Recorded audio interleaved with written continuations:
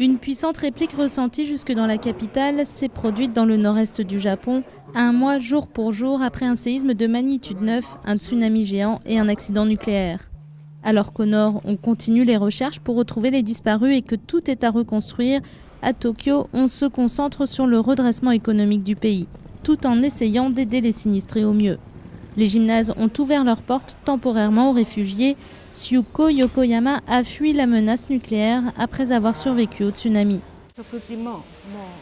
Ici, on nous sert assez de repas. En plus, ils organisent des fêtes pour nous.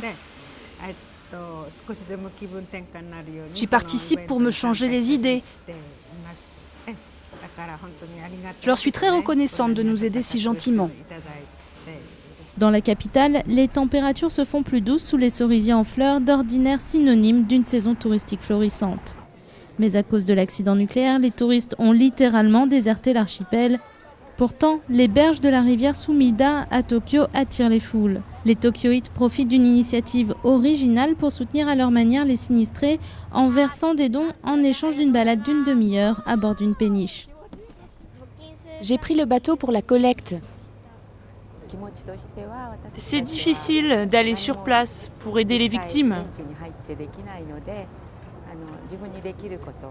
Mais je peux contribuer en faisant un don.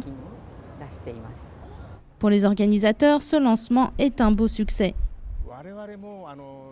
Nous sommes aussi des victimes parce que beaucoup de personnes ont annulé leur voyage.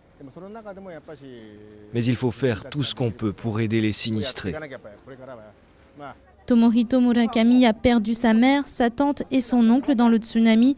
Par chance, il a été épargné, mais il fait tout pour reconstruire sa ville de Takata.